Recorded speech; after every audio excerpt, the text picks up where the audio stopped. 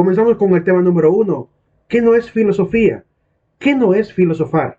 Trataré de quitar algunos tabús que existen socialmente sobre el tema de la filosofía. Es decir, hay gente que tiene ciertas percepciones de lo que de lo que significa ser un filósofo, de lo que significa filosofar, y trataré de explicar por qué no siempre es así. Y daré algunos ejemplos también de algunos filósofos que son la excepción, ¿verdad? A cada uno de los casos. Ahora bien, la definición que vamos a hacer aquí, por tanto, es de forma negativa. La forma positiva, es decir, el concepto de filosofía, lo veremos en el siguiente tema. Primer aspecto que la filosofía no es. La filosofía no es melancolía, no es andar por la vida triste, nostálgico, pensando siempre de forma negativa. Es decir, no es caer en esta actitud de tristeza por la existencia, caer en crisis existenciales, pues. Y comúnmente, pues, la imagen más común es la de Heráclito. Heráclito, representado en esta pintura de Rembrandt, aparece como un filósofo con una gran lágrima, triste, ¿verdad? Meditabundo. Y también recuerdo que en la pintura del Ágora de Atenas aparece también en el suelo tirado, ¿verdad? En forma triste por la vida. Y es que de Heráclito se dice que era un hombre, de cierta manera, um, con aversión a la sociedad misma. Es decir, que miraba de forma negativa a la sociedad ateniense. Y es quizá por el grado de corrupción que había en aquel momento también. Eh, pero la filosofía no es solamente eso. La filosofía podría acarrearnos de repente algunas tristezas por quizá la ignorancia del pueblo, la corrupción en la política, la falta de criterio quizá en las decisiones de los gobiernos. Eso quizá es lo que nos entristece un poco, es decir, la mala civilización. Pero no significa que no podamos ver también la vida con alegría, ¿verdad? Ver la vida con esperanza, ver la vida con posible afán de justicia. Entonces hay cosas que también hay que señalar en la filosofía. Cierto, Heráclito era así, ¿verdad? Él siendo de Éfeso y viendo también la sociedad ateniense, la corrupción de aquel momento, pudo haber pensado de esa manera. Sin embargo, no es siempre vivir de esta forma. Segundo aspecto, no es andar por la vida tampoco siendo un burlista. No es ser filósofo, no es andarse burlando de todo, burlarse de la sociedad, ¿verdad? Recuerdo un programa muy famoso porque se hizo viral por un fragmento de una entrevista que le hicieron a el famoso cineasta Jodorowsky, y es de este programa de México llamado Es de Noche, ya llegué, con René Franco. Y recuerdo que René Franco, cuando quiso citar a un filósofo, en este caso fue a Schopenhauer, quiso citarlo y dijo, este filósofo que decía que la vida era, que la sociedad era, ¿verdad? Como diciendo que ¿cómo se llama? Schopenhauer era pesimista en todo. Sin embargo, no siempre es así. No es andarse burlando de la sociedad ni ridiculizando a todo el mundo. Hay filósofos que utilizaron la ironía. De hecho, el filósofo que aparece en esta pintura también de Rembrandt, la misma pintura donde aparece Heráclito, es un fragmento de la pintura, pues a que presentan aquí es a Anaximandro, quien se dice en la filosofía era un hombre muy alegre, ¿verdad? Muy risueño. Sin embargo, también hay que tener los pies sobre la tierra, no estar también por la vida como un bromista. Eh, digo que los filósofos han utilizado la ironía como un método retórico para enseñar a veces la verdad. Y no es extraño que los grandes sabios siempre fueran un poco irónicos, hasta sarcásticos. Sócrates fue uno de los que también usaba mucho la ironía. Incluso desde el punto de vista religioso, recuerden a Jesús. Jesús también utilizó la ironía. Recuerdan cuando se refería a los fariseos y publicanos, les decía raza de víboras, sepulcros blanqueados, ¿verdad? Hijos de Satanás. Les dijo muchas ironías, bastantes ironías, pero es una forma también de enseñar la verdad. Es una forma de hacer una crítica, ¿verdad? Para que se dieran cuenta realmente del problema en el que estaban metidos. La ironía, por tanto, se utiliza como un recurso retórico nada más, que tiene siempre el afán de llevar a alguien a la verdad. Número 3. No es incoherencia e irracionalismo. Ser filósofo o filosofar no es andar enseñando cosas sin sentido, ¿verdad? Esta frase dice, un filósofo no está loco, solo que no está alienado como el resto, puede ver el mundo de manera diferente. Y pareciera ser así. De hecho, hay una obra que se la recomiendo muchísimo. Es una obra que debería ser incluida, de hecho, como una de las obras posibles para analizar en una clase como esta. Se llama El País de los Ciegos, de H. G. Wells, el famoso escritor de la obra La Máquina del Tiempo, ¿verdad? Él es un hombre que hizo muchas obras de ciencia ficción y también de fantasía. Y esta obra llamada El País de los Ciegos cuenta la historia de un hombre que fue a América del Sur y se encontró con una sociedad repleta de ciegos. Y él era el único que podía ver. Entonces él intentó hacer cumplir aquel dicho que decía, en país de ciegos el tuerto es rey. Pero como él tenía los dos ojos, podía ser emperador. Él creyó que podía ser así. Y se metió a querer entrar en esta nueva cultura, ¿verdad? Pero le sale todo al revés. No les arruino el final de la obra para que la puedan buscar. Es una obra bien cortita, como 24 páginas. Y se la van a devorar en una noche. Les aseguro que les va a encantar. La decisión que el hombre tiene que tomar es importantísima, es relevante.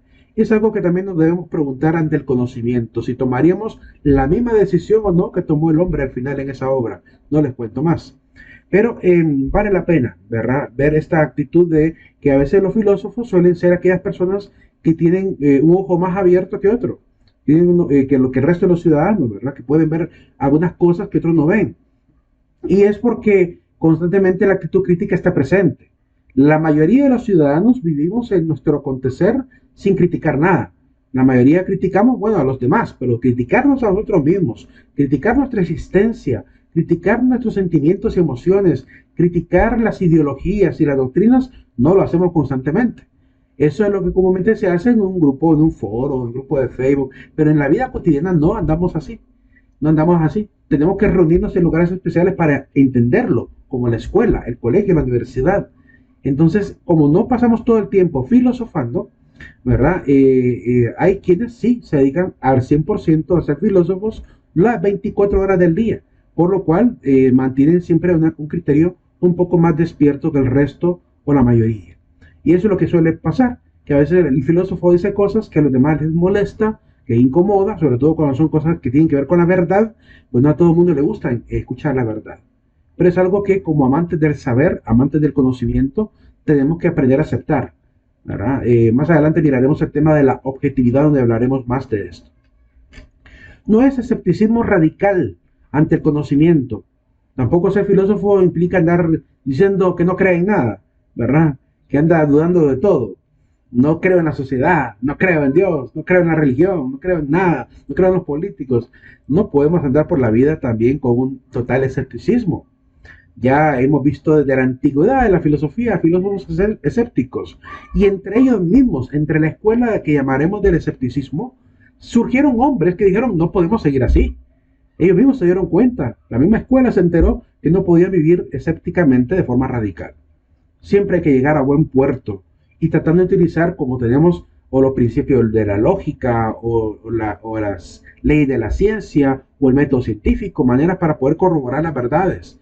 Entonces tenemos que aplicar todo ese tipo de conocimiento racional para poder refutar una doctrina, una ideología, pero no simplemente diciendo no creo, sino demostrando el por qué, dando razones racionales del por qué, valga la redundancia. Importante entonces que el radicalismo no existe en la filosofía. Los filósofos radicales comúnmente terminaron fallando, terminaron generando escuelas erróneas, escuelas que ya no son consideradas ni siquiera escuelas. Por ejemplo, el de los cínicos. La escuela se volvió totalmente escéptica, esa escuela, y al final terminó siendo catalogada como un sistema subversivo. Comenzó como escuela filosófica, pero terminó siendo catalogado por la misma filosofía como un sistema subversivo, como un sistema demoledor de valores. Ese es el problema cuando alguien se radicaliza, cuando alguien se va al extremo. No podemos vivir así. La duda es importante, la vamos a ver más adelante, sobre todo cuando toquemos el tema con René Descartes. Ser filósofo tampoco no es andar atolondrando al ignorante, confundiéndole, ¿verdad? Hay quienes les encanta hacer ver a los demás como alguien que sabe menos. Ahí, por ejemplo, en México se ha hecho un debate incluso a nivel político, a nivel legal, en contra de los famosos gurús, esos famosos hombres que tienen algunas ONGs o se consideran conferencistas o el famoso coaching, ¿verdad? Que se dedican a hacer coaching o coach de otras gentes, llamándoles a charlas motivadoras, pero al final lo único que hacen es ridiculizar a la persona, hacerla quedar como en ridículo, como nosotros lo hemos visto de manera viral, por ejemplo en TikTok. Ahí sale un famoso hombre de barba llamado Carlos, que está en problemas. De hecho, ahorita creo que se acaba de retirar ya del mundo del coaching, porque ya le cayó encima a todo el mundo. Todo el mundo empezó a generarle la mala fama porque le llamaban vendedor de humo, ¿verdad? Que engañaba a la gente, que generaba un sistema que más bien maltrataba a las personas. Y él se presentaba como un hombre que sabía. Él se presentaba como un hombre, diríamos, sabio. Sin embargo, la gente empezó a entender muy bien cómo funciona su sistema y cómo es que por medio del atolondrar a los ignorantes, él pretendía hacerse ver como un genio. Y eso es lo que pasa con mucha gente en diferentes partes del mundo. Entonces, no se trata de eso tampoco. De hecho, los filósofos son los que menos coaching hacen. Escriben libros, sí. Explican a la sociedad cuando se les pregunta, sí. Pero no están afanados por tener seguidores a los cuales pasar explicándoles la vida, ¿verdad? Quien se acerca a un filósofo para comprender parte de la vida, pues los filósofos no le van a decir que no, va a entablar una buena conversación, pero no están por la vida buscando discípulos que crean en ellos, ¿verdad? O sean catalogados como sabios en la actualidad, no andan buscando eso hoy en día. No son sintaxis laberínticas de usar léxicos incomprensibles. Y yo me voy a disculpar porque intentaré no hacerlo. Y digo intentaré porque es un problema muy tremendo. A veces por querer explicar de la manera más clara un tema, intentamos a veces utilizar palabras que a veces son un poco rebuscadas, pero que explican muy bien lo que queremos decir. Y por tanto, a veces usamos palabras un poco desconocidas. Y los filósofos que escriben aún más. Es decir, si ustedes agarran, por ejemplo, el libro de Ética de José Luis Aranguren, se encontrarán con un gran problema. Y el problema del libro de Aranguren es que no está escrito para todos. Está escrito para los que saben un poquito de alemán, un poquito de francés, un poquito de italiano, un poquito de griego, un poquito de, incluso de, creo que había inglés, ¿verdad? En su obra, fragmentos de diferentes idiomas y además un montón de términos filosóficos bastante altos. Entonces, no cualquiera se lee el libro de José Luis de Aranguren de Ética. Y si quieren probarlo, pues busquen el libro que está online, ¿verdad? Busquen el libro de Ética de Aranguren e intenten comprenderlo al 100%. Les aseguro que en el primer capítulo ya van a empezar a encontrar algunos obstáculos, sobre todo por el tema de idiomas. Es que él no se preocupa por eso. Entiendo que la obra la escribió para profesores casi de nivel de doctorado. Entonces, evidentemente, la obra no está hecha para el vulgo, para la gente, ¿verdad? Pero es un buen intento probarse a ver hasta dónde conocemos, hasta dónde podemos entender la escritura un poco más compleja de la filosofía. Pero no todos los filósofos lo hicieron así. Es decir, hay filósofos que escribieron de forma muy amena, ¿verdad? No tan enredada. Aunque a veces cuando uno lee algo enredado, quizás que el problema no está en lo escrito, quizás el problema está en uno mismo, que quizás no estamos a nivel académico para poder comprender esa altura de conocimiento. Y eso es lo que pasa comúnmente con la filosofía y también con las más grandes avanzadas ciencias.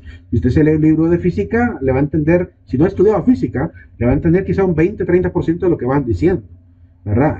Así sucede con las ramas de la filosofía también, que cuesta a veces comprenderlas, pero no son imposibles de entenderlas porque por algo existen. Algún ser humano lo tuvo que haber pensado, por lo cual se puede comprender. Lo que pasa es que requiere un poco más de esfuerzo.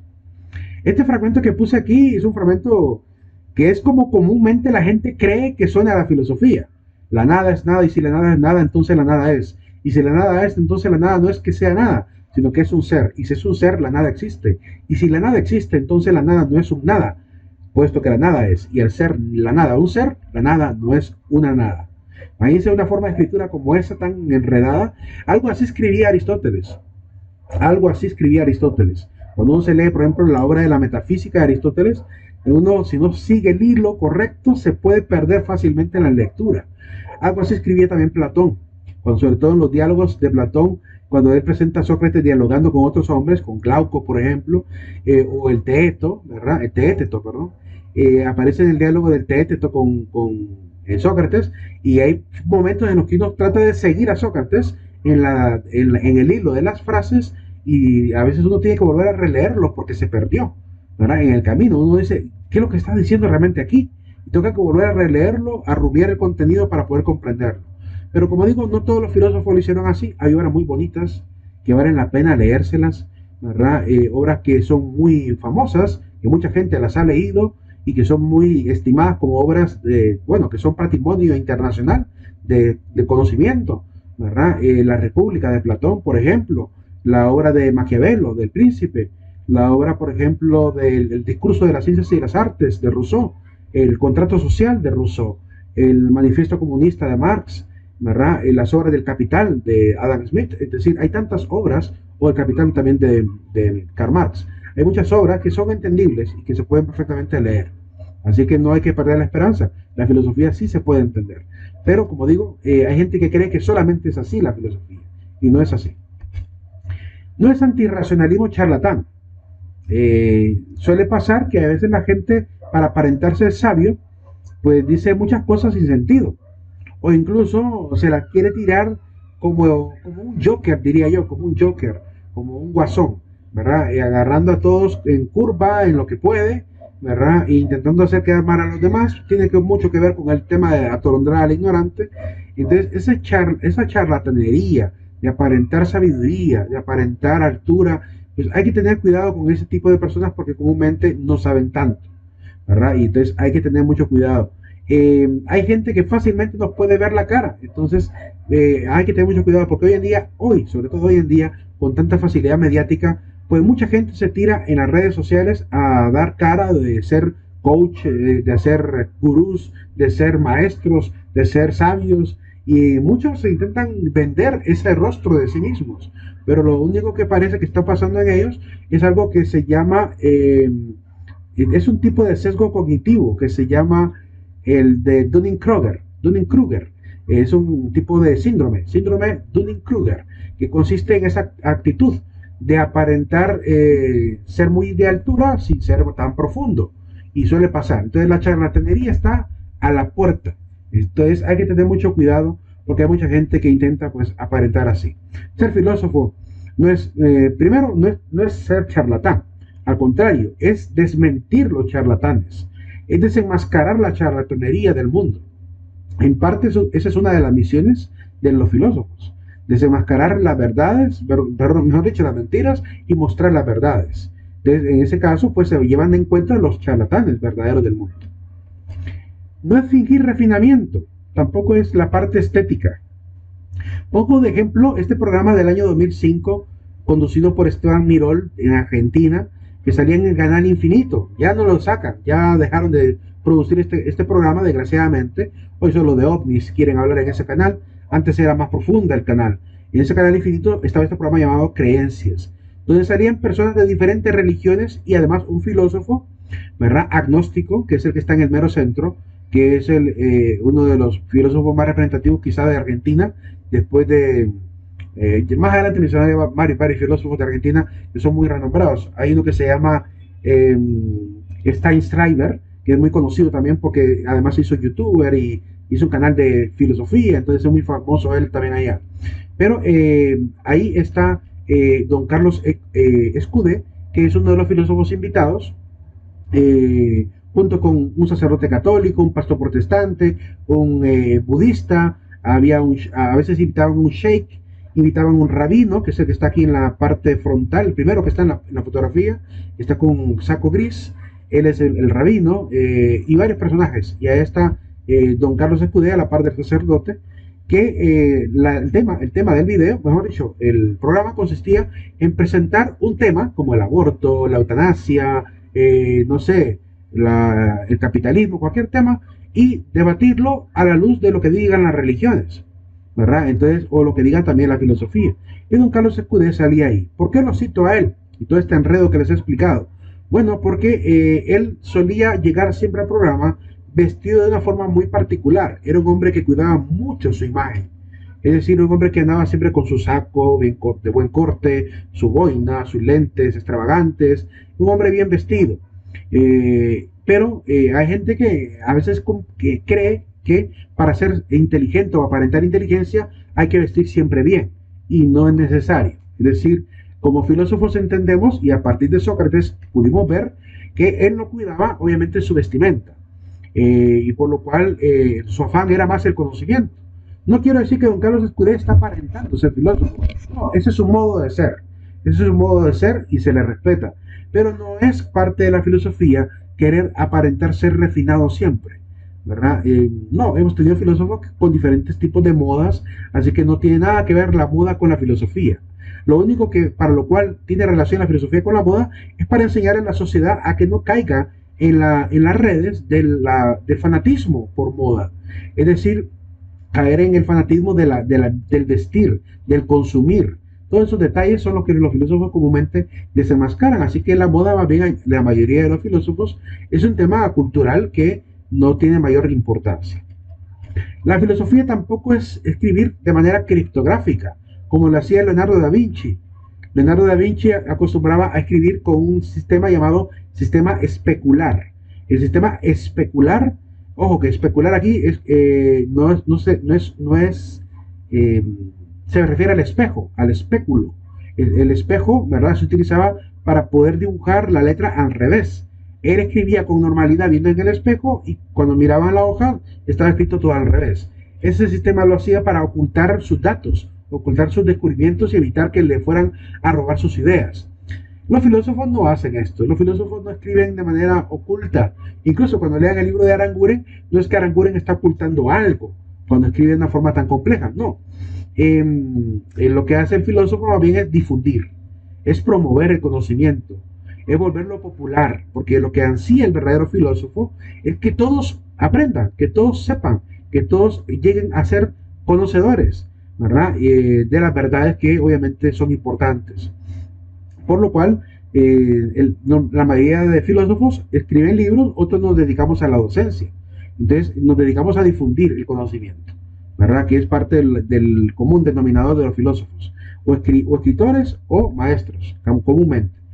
Y unos que otros también se hicieron científicos, ¿verdad? Y difunden, obviamente, ciencia, como una gran parte de astrónomos, matemáticos, que están también ligados a la filosofía, como René Descartes, por ejemplo, como Isaac Newton, por ejemplo, como muchos dirían, Isaac Newton no era filósofo, sí, sí era filósofo, tiene obras de carácter humanista que él escribió. Él no solamente escribió sobre los astros, también escribió sobre cosmología, y la cosmología es una rama de la filosofía. Entonces, no todo lo que él escribió fue fórmulas, como muchos creen, no, él escribió cosas que eran más bien filosofar sobre el universo mismo. Entonces, eso lo convierte a él en un filósofo también desde el punto de vista de la filosofía. Está enumerado dentro de la lista de los filósofos más famosos. Y así muchos más, ¿verdad? Giordano Bruno también fue un gran filósofo y astrónomo también. Wilhelm Leibniz fue matemático y a la vez fue filósofo también. Mencionaremos a mucho más en adelante. Y Pitágoras, no olvidemos a Pitágoras, no olvidemos a Tales de Mileto, todos matemáticos, ¿verdad? Y que además fueron grandes filósofos. Ser filósofo no es ambigüedad conceptual, no es andar diciendo cosas sin sentido o enredadas, como Ricardo Arjona, que a veces dice pingüinos en la cama, o que dice que el fuego que apaga, o dice de repente el frío que calienta. Es decir, que presenta contrarios casi de forma poética, y digo casi de forma poética porque la poesía es mucho más elevada, pero hace un gran esfuerzo por escribir buenas letras de canciones, que a mucha gente le gusta. A mí particularmente me gusta cómo él escribe. A mucha gente no le gusta, le parece ridícula la manera como él escribe. A mí sí me gusta, porque entiendo muy bien las ironías detrás de sus canciones. Entonces, por eso me agrada mucho. Pero no es andar escribiendo de esa manera, no es andar hablando de esa manera. Por ejemplo, imagínense, un moralista confundido podría llegar a escribir cosas como esta. El ser humano es un ser libre, pero vive atado. Entonces no es libre. Si es un ser libre, pero está atado, no es libre. Entonces, la gente puede llegar a enredar conceptos y escribir de esta manera y parecer profundo al decir cosas. Vaya, les pongo un ejemplo que acaba de volverse viral hoy en día, que es el caso de Keanu Reeves, entrevistado por Drew Barrymore, en un programa que es de Drew Barrymore. Lo entrevista y le pregunta Drew Barrymore que, ¿cómo se llama? Le hace una pregunta sobre el amor. Le hace una pregunta sobre el amor y le dice Keanu Reeves, le dice que a él no le gusta pelear por el amor. Y le dice Keanu Reeves, no, eso no puede dejar de hacerlo. Entonces, tienes que ser un guerrero del amor, le dice Keanu Reeves. Y le dice ella, ¿cómo así? Y le dice, es que si no peleas por el amor que quieres, ¿qué clase de amor posees? Algo así le dijo en inglés, ¿verdad? Es decir, si no peleas por el amor que quieres, clase de amor realmente tienes? Entonces se levantó de la silla de forma muy humorística, se levanta de la silla como diciendo, wow, qué frase la que me acaba de venir a la cabeza, ¿verdad? Hablar de amar y a la vez de luchar, amar y violencia, amar y combate, eso contradictorio de que es que el amor obviamente no genera violencia, sin embargo se lucha por el amor. Es contradictoria la frase. Pues eso él pensó de una gran frase, se me acaba de salir, y así lo celebró el público, como que se le había ocurrido una frase maravillosa. Es una frase bonita, no podemos negarlo, pero hacer filosofía es más profundo que eso. Es mucho más profundo que escribir frases usando sinónimos y antónimos. A eso me quiero referir. Imagínense un ateo confundido podría escribir: Dios no existe, pero existe un principio superior para la naturaleza que debería ser la causa capaz de dar orden inteligente a lo que existe, además de ser independiente de la materia existente, es decir, una causa supernatural. ¿Verdad? Prácticamente está dando el concepto de Dios sin darse cuenta al escribir de esta manera. No es especulación sin finalidad. Hay gente que dice, la filosofía solo habla de cosas que no sirven para la vida. Pues ustedes dirán, cuando terminemos la clase, háganse esa pregunta. Lo que vimos en los 3 encuentros de filosofía, ¿habrá alguna de las cosas que vimos que realmente sirvan para la vida? Reflexiones que me hicieron pensar en algo más que lo que comúnmente creía. Quizá desperté alguna duda que antes no existía. Quizá a veces podría haber dado solución a un problema que quizá muchos tenían en duda. Entonces habrá que hacer una evaluación de qué es lo que hemos logrado al terminar la asignatura. Si realmente hemos alcanzado algo que nos sirva para la vida, para ver un poco más de profundidad, con un poco más de sensatez, con un poco más de amor por la virtud. Si realmente hemos generado eso a través de la asignatura, pues yo creo que habremos logrado algo que no es sin finalidad, tiene una finalidad. Pero hay gente que cree que es especular sin finalidad. Por ejemplo, Henry Adams tenía una imagen negativa de la filosofía. Decía que la filosofía es escribir frases ininteligibles, frases que no se pueden entender a problemas insolubles. Pues cualquiera le podría responder a Henry Adams lo siguiente: un problema puede ser ininteligible o inentendible para alguien en el sentido que es él el ininteligente para resolverlo. Entonces, fácilmente se puede refutar la idea de Henry Adams diciendo que lo ininteligible de un tema filosófico no se debe tanto al tema filosófico, sino quizá a la altura académica en la cual yo estoy y me estoy enfrentando quizás sin algunos conocimientos previos a un tema que puede ser mucho más complicado y que necesita ciertos conceptos necesarios para poder entenderlo todo. Y eso es lo que quizá, vaya, les pongo un simple ejemplo. Quizá una de las dificultades más tremendas de leer libros de filosofía es porque quizá nuestro léxico, nuestro vocabulario es a veces muy pobre. No tenemos tantas palabras, ¿verdad? Tenemos más de 500.000 voces en el idioma castellano conocidas, populares, y de esas 500.000 quizás solo conocemos 10.000 de las 500.000. Entonces nos faltan muchísimas palabras que aprender y comprender. Y cuando hay filósofos que han leído mucho más y han escrito con mayor profundidad, pues quizá ellos han aprendido y han leído tanto, quizá han aprendido muchas más palabras. Y el momento de meterlas en un libro se hace mucho más complicado para quien no tiene tanto vocabulario o léxico. Eso es lo que realmente puede estar sucediendo, por el cual la filosofía a veces pareciera que no se entiende, ¿verdad? Pero como digo en la frase, pues no es tanto el que no se entienda, sino que quizás yo no pueda entenderlo. Quizás yo estoy limitado. ¿Quién dijo la otra frase? Pues no sé quién la dijo, ¿verdad? Yo lo puse como respuesta a lo de Henry Adams, así que cualquier loquito pudo haberle respondido eso a Henry Adams. No es arbitraria jerga iniciática tampoco, desprovista de ideas profundas. Me refiero a lo siguiente. Cuando yo a veces cuando me presentaba, sobre todo hace muchos años que me presentaba como licenciado en filosofía, me decían, me decía la gente cuando me miraba, filósofo, y me decía, cogito ergo sum, me decía, o me decían, como dijo un filósofo, solo sé que nada sé, como dijo Sócrates. Entonces me hacían esa broma de citarme frases filosóficas, ¿verdad? Y si yo hubiera sido alguien muy malo, si hubiera sido alguien muy perverso, yo les habría preguntado ahí mismo, les habría dicho, pero ¿qué significa para usted el cogito ergo sum? ¿Qué significa, qué habrá querido decir Sócrates con el solo sé que nada sé? O el solo sé que no sé nada, que también hay otra forma de escribirlo. Eh, ¿Por qué? ¿Por qué esa frase es tan importante? ¿Qué es lo que realmente está diciéndonos? porque se ha quedado en la mente de todos. Comúnmente la mayoría de gente que pasa la clase de filosofía son las dos frases que más recuerdan. No sé por qué, es que es algo muy común que la mayoría de la gente que sacó filosofía en universidades, no como carrera, sino como clase normal, se quedan con esa frase de Sócrates, solo sé que nada sé. Es la que más recuerda a la gente a nivel popular. Quizá es porque parece un trabalenguas, fácil de recordar, y porque es enredado y porque te deja pensando. Quizás sea por eso, no sé si será por eso. Pero es muy popular. Más adelante les explico por qué dijo Sócrates, solo sé que nada sé, y lo veremos a la luz también de Nicolás de Cusa, que también explica esto. Y la frase de Cogito ergo sum la vamos a ver detenidamente con René Descartes más adelante. Ahí se la voy a explicar para que tengan un poquito más de ideas profundas alrededor de estas dos simples frases. Y así hay muchas frases filosóficas que pueden seguir siendo repetidas popularmente y a veces sin comprenderlas. El verdadero filósofo comprende la profundidad de esas ideas. No es, y ojo, que aquí filósofo no me estoy refiriendo solamente de la carrera de filosofía. No quiero que entiendan, cuando digo filósofo, que entiendan licenciado de filosofía. No me estoy refiriendo a esos filósofos. Todos los que estudiamos licenciatura en filosofía somos filósofos por profesión.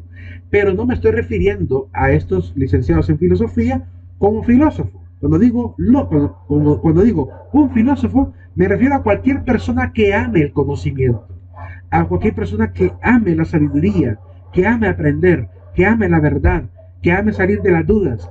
Toda esa persona que busca la verdad y se esfuerza por adquirirla es un filósofo innato. Y es ese tipo de filósofos al cual me refiero cada vez que diga filósofos. Lo digo porque podría llegar a sonar a veces como que estoy echándole porras a mi carrera. Y no, no es eso. Estoy hablando del filósofo ya innato, el filósofo que aprende a ser filósofo por naturaleza, porque le encanta aprender. A ese tipo de personas es a las que yo le llamo filósofos, y evidentemente a los filósofos también ya conocidos en la historia, como catalogados así como filósofos. De hecho, les pongo un ejemplo. Hay algunos que han sido considerados filósofos, pero ellos nunca se llamaron a sí mismos filósofos. El caso más notado es Isaac Newton. Él nunca dijo soy filósofo, sin embargo está catalogado como filósofo. Otro ejemplo es Hannah Arendt. Ella nunca quiso ser catalogada como filósofa. Ella quería que le llamaran politóloga y sin embargo es conocida como filósofa. Es una de la filosofía de la política. Entonces, hay mucha gente que sin ser filósofos de profesión llegaron a ser reconocidos mundialmente como filósofos por su conocimiento, que eso es lo que realmente te hace un verdadero filósofo. Tampoco es caer en la desfachatez absurda. Si tampoco es el refinamiento, tampoco es irse al otro extremo. ¿Verdad? Si no somos refinados, yo digo vivir un término medio. Vivir como Jesús con sobriedad en la vida.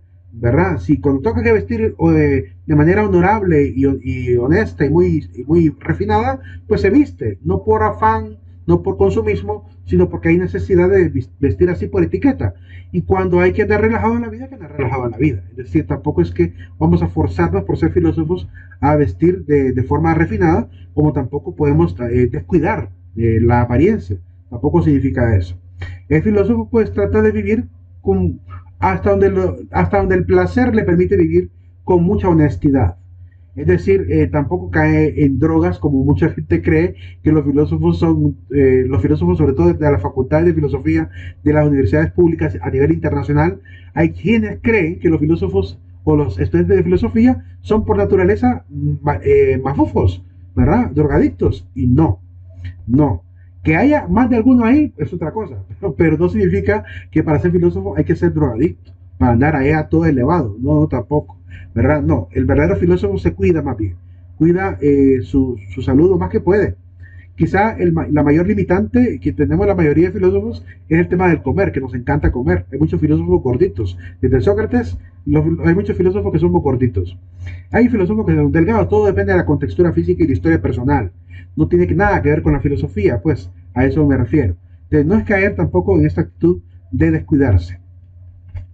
Filósofos como Sócrates creían que la vestimenta podía generar cierta esclavitud, por lo cual él no andaba afanado por esas cuestiones del buen vestir, pero era un hombre que estaba afanado por el conocimiento. Lo que le faltaba quizá de buen vestir lo tenía en sabiduría, cosa que a la mayoría de la gente que vestía bien en su época no tenía. Tenían muy buena vestimenta, pero muy poca inteligencia. Entonces es parte de lo que a Sócrates le sobraba.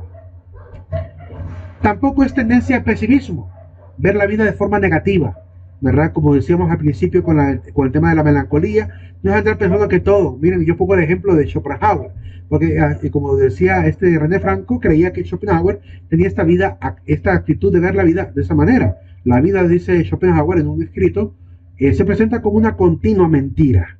Entonces, cuando uno lee esta frase, uno dice, wow, qué tétrico ese filósofo, qué negativo, ¿verdad?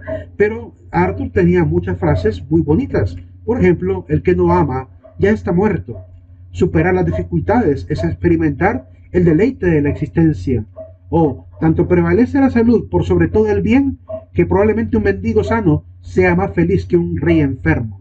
Entonces, tiene frases muy bonitas, frases que nos hacen pensar, que nos hacen aprender a ver la vida de otra manera. No era un hombre que solo pensaba que la vida era bah, ¿verdad? Como decía René Franco, nada que ver.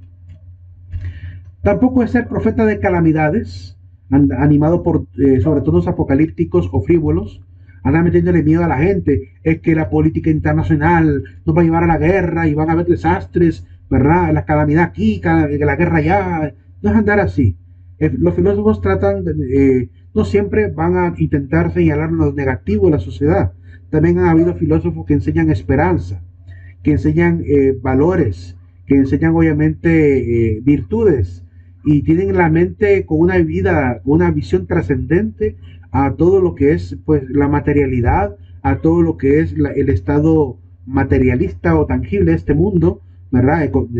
Tanto en lo económico como en lo político, como en lo social, como en lo religioso, y por tanto no todos los filósofos fueron obviamente frívolos. Uno que otro sí, trató de ser así, ¿verdad? Pero no es un factor común. Eso es algo que tenemos que tener en consideración. Por ejemplo, Anatole France dice, si exageráramos nuestras alegrías, como lo hacemos con nuestras penas, nuestros problemas perderían importancia. Importante sería traer siempre, así como traemos a veces las desgracias al recuerdo, traer las alegrías siempre al recuerdo. Es decir, recordar lo bonito de la vida. Porque a veces le ponemos más atención a los recuerdos malignos, a los recuerdos dañinos, y eso es lo que Anatole France, Premio Nobel de Literatura, nos invita a recordar, ¿verdad? No andar viendo la vida con pesimismo, aprender a valorar los pocos. Le pongo un ejemplo muy bonito de una historia real, eh, que es de un famoso psiquiatra llamado Viktor Frankl. Del doctor Viktor Frankl, escritor de una obra llamada El hombre busca el sentido y El hombre busca el sentido último, o La presencia ignorada de Dios. Esas tres obras se las recomiendo muchísimo. Escribe en una época después de la Segunda Guerra Mundial, sobre lo que él pudo vivir y experimentar durante el estar dentro de un campo de concentración. Él estuvo en un campo de concentración junto con otros presos, pero logró salir ileso de esa situación, y se pudo notar que había gente en medio de la tribulación de esos campos de concentración que lo único que ansiaban en su vida, lo que andaban haciendo por más que la libertad, era poder tomarse una tacita de café o tomarse o dormir como tranquilamente en una cama. Es decir, se dio cuenta él de que en esos momentos más trágicos, las cosas más simples de la vida pueden ser nuestra mayor esperanza. ¿No les pasa que cuando pasa mucho tiempo fuera de la casa de nuestros papás, añoramos volver a estar en la casa con mamá y con papá? Volver a, cuando ellos se van a veces de nuestra vida y recordamos su vida cuando estuvieron con nosotros, ¿no nos pasa que quisiéramos volver a ver siquiera una risa de ellos? Claramente añoramos cosas muy simples. Entonces tenemos que preguntarnos, si en eso que anhelamos está la felicidad nuestra, ¿por qué andamos a veces extraviados por la vida creyendo que todo es de gracia? Cuando las cosas tan simples como tomarse un cafecito con un buen amigo puede ser una gran oportunidad. Tenemos que pensar mucho eso, ¿verdad? Tenemos que aprender a ver la vida con otros ojos. Es durante nuestros momentos de oscuridad, dice Aristóteles, cuando tenemos que centrarnos para ver la luz. No perdamos la paz en los momentos de tristeza y angustia. Centrémonos, calmémonos y aprendamos a buscar esa luz. ¿Me botaron del trabajo? No te desesperes. No te desesperes. ¿Te botaron del trabajo? Toca puertas, imprime currículums, ve a otro lugar, toca diferentes puertas, 5, 6, 10 puertas, más de algunas se va a abrir, no pierdas la paz por eso. Se te fue un familiar, es la ley de la vida, todos nos vamos a ir, ¿por qué te vas a sentir mal porque alguien se ha ido? Así que todos vamos a pasar por eso, Así que alegrémonos de que ya por lo menos no están sufriendo tanto como hemos sufrido a veces en este mundo por cosas que pasan cotidianamente, que ya están ilesos, que ya no van a sentir sufrimiento y que nos han dado pues esos recuerdos hermosos de su vida. Eso es lo que tenemos que mantener en nuestra cabeza, ¿verdad? Y aprender a ver la vida así, centrarnos, continuar, y por ellos, por la gente que a veces podemos haber perdido, continuar con mucho entusiasmo, porque seguramente el deseo de esas personas que eso no fueron sería vernos triunfar, verlos exitosos, pues hagámoslo por ellos. Entonces, hay muchas formas de cambiar la perspectiva de la vida, aún en los momentos de tragedia, aún en los momentos de pobreza. A veces, personalmente, a veces he tenido momentos de escasez tremenda, donde no tengo trabajo, donde no tengo recursos y me toca que esperar pacientemente. A veces me toca simplemente sentarme en mi silla durante las tardes, sentarme a esperar que pase el tiempo rápido para que venga la nueva oportunidad que ya veo en camino. Y me toca que esperar pacientemente. Digo, no me puedo desesperar. No puedo perder la paz, no puedo perder el entusiasmo. Tengo que esperar esa otra oportunidad que quizá viene en camino y salir a buscar cuando no existen oportunidades. ¿Verdad? Ante todo, aprendamos siempre a buscar esa luz. Cuanto más grande la dificultad, más gloria hay en superarla, dice Epicuro.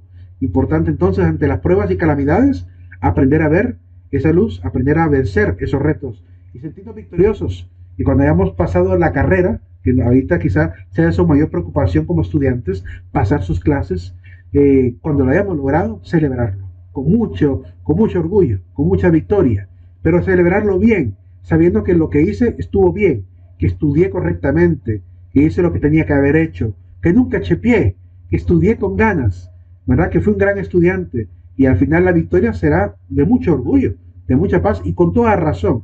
Y ahí ese orgullo no será ni siquiera pecado, porque ese orgullo es sano, es un orgullo de alegría, es una victoria lo que estamos celebrando. Entonces, ese orgullo ahí más bien es un orgullo sano, es darme una palmadita en la espalda y decir, estuviste bien, lo hiciste muy bien. Entonces, tengamos siempre en mente el final.